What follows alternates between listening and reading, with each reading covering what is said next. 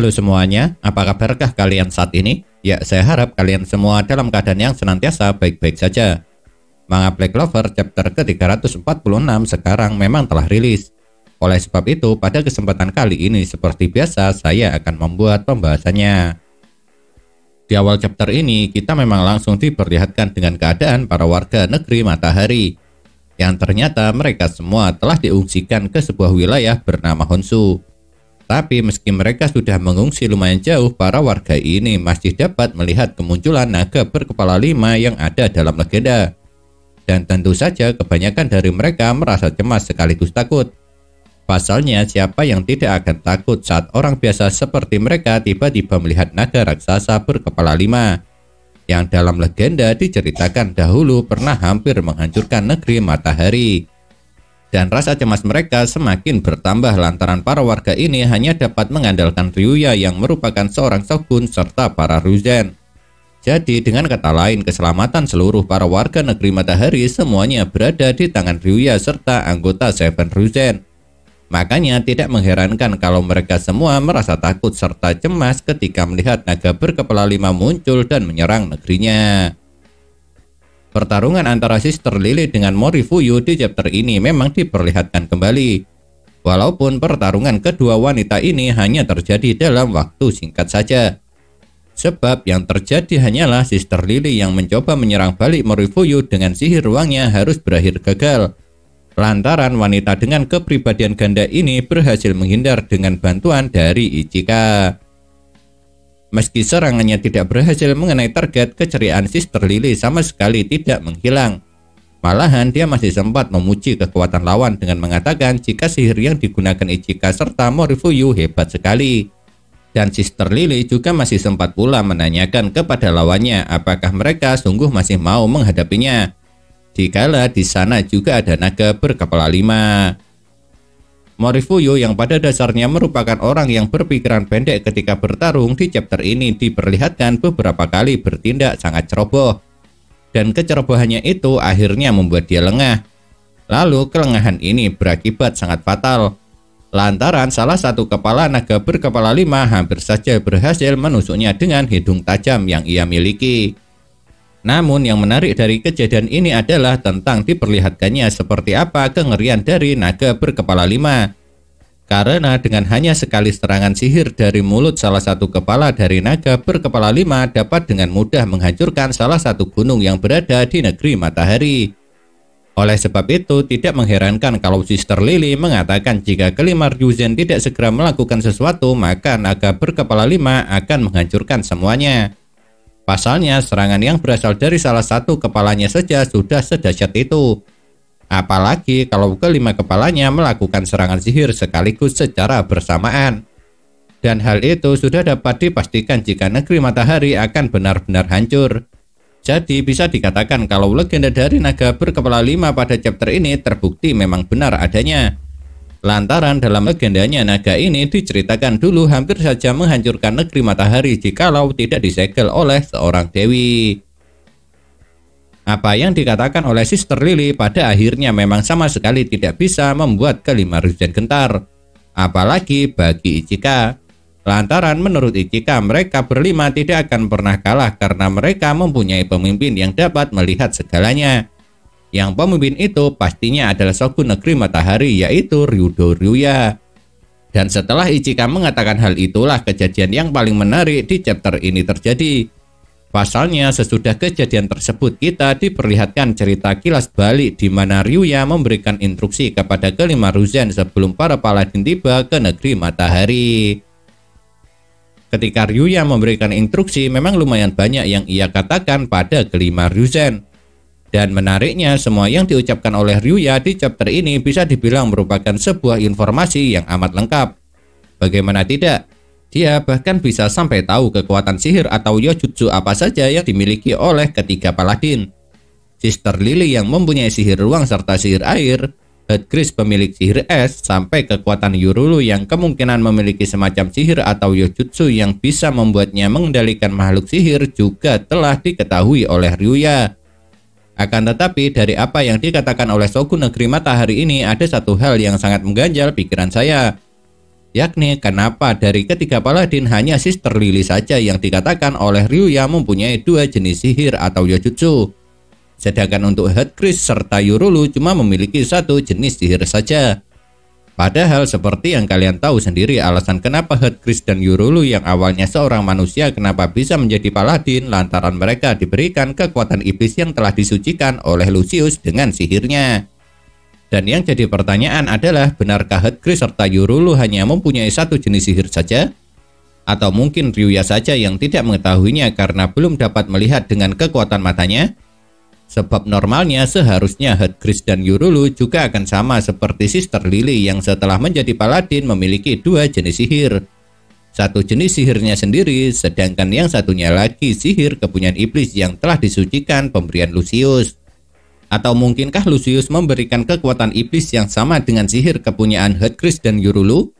Karena jujur saja untuk sekarang kalau menurut saya kemungkinan itulah yang paling masuk akal kalau benar Headcrest serta Yurulu hanya mempunyai 1 jenis sihir seperti yang dikatakan oleh Ryuya di chapter ini.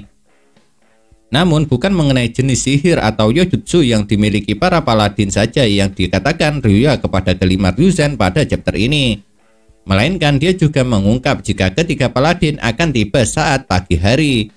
Dan tujuan awal para paladin akan menghancurkan segel naga berkepala 5. Tapi tentunya yang paling menarik bukanlah ucapan Ryuya yang itu, melainkan dia juga yang telah tahu jika bahwasanya pihak musuh dapat menghidupkan orang yang sudah meninggal. Dan beberapa dari orang yang dibangkitkan kembali menurut Ryuya bisa saja dapat dirubah juga menjadi seorang paladin. Yang tentu saja pihak musuh yang dikatakan bisa membangkitkan orang yang telah meninggal itu adalah Lucius. Pasalnya sampai sekarang hanya Lucius lah yang diketahui berencana menghidupkan kembali orang yang telah tewas. Lalu orang pertama yang ingin segera dia bangkitkan ialah ketiga adiknya yakni Dante, Zenon, serta Vanica. Dan kalau dilihat dari apa yang diucapkan oleh Ryuya kali ini, jika menurut saya artinya Lucius telah berhasil atau mungkin akan berhasil menghidupkan kembali ketiga adiknya. Soalnya kalau Lucius belum berhasil atau mungkin akan berhasil membangkitkan orang yang sudah meninggal, tidak mungkin Shogun Negeri Matahari ini berucap demikian. Dan dari ucapan Ryuya ini juga menjelaskan jika tidak semua orang dapat Lucius jadikan menjadi seorang paladin, yang sepertinya ada kriteria tertentu untuk bisa merubah manusia menjadi paladin. Dan untuk sekarang kriteria tersebut belum bisa kita ketahui. Lalu dengan kejadian ini pula sekarang semakin banyak sudah informasi yang dapat kita ketahui tentang kekuatan mata kanan Ryuya. Yang ternyata mata kanan Ryuya dapat melihat masa depan yang jaraknya lumayan jauh.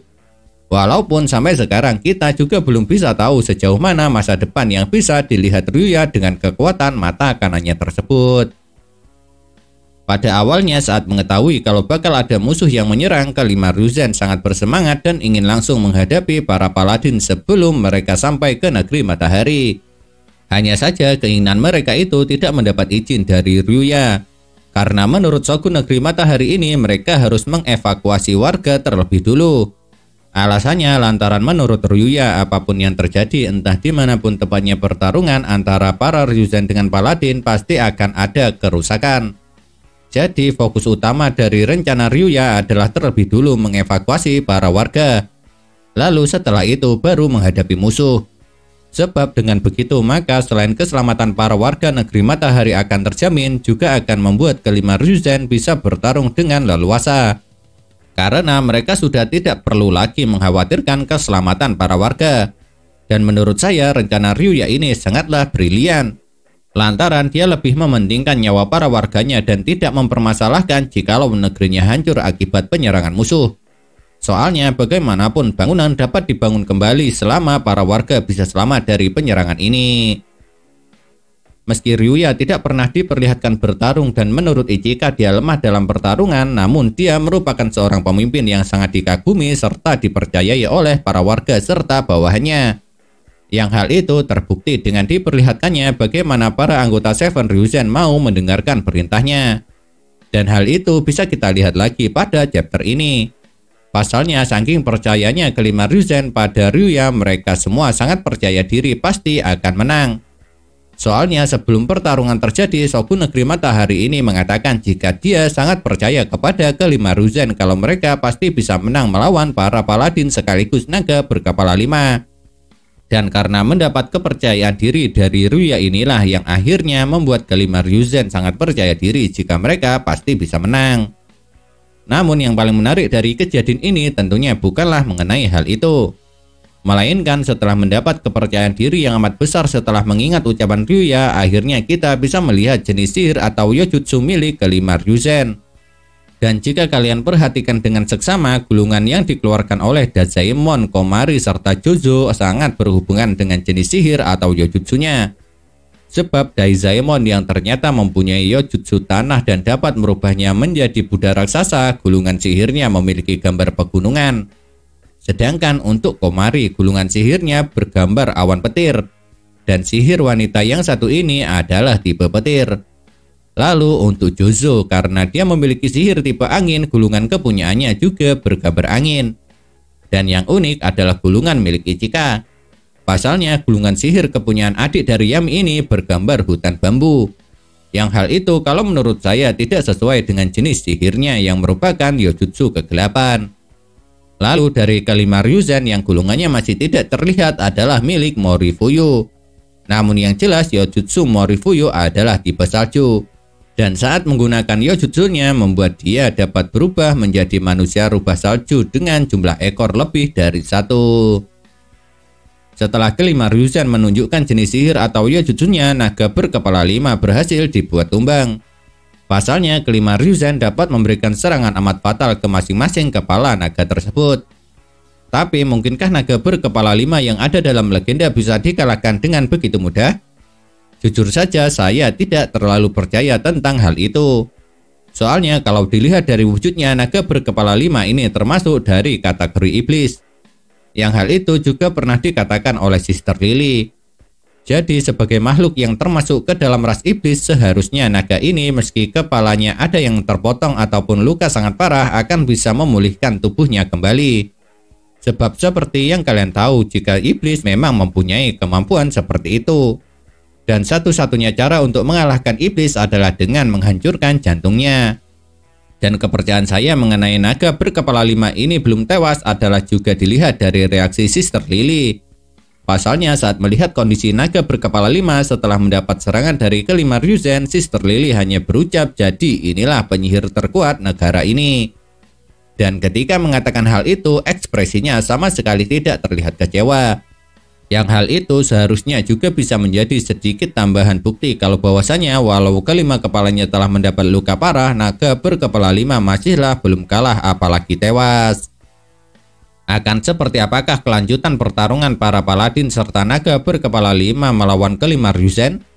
Apakah benar para Ryuzen pasti akan menang seperti kepercayaan diri mereka yang amat besar setelah mengingat perkataan Ryuya?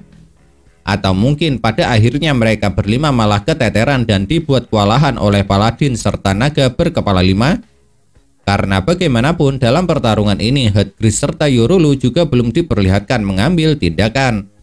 Jadi bisa saja meski Ichika di akhir halaman manga Black Clover chapter ini mengatakan jika kami tidak akan menyerah, pada akhirnya mereka dibuat kewalahan dan hampir kalah. Mungkinkah hal itu?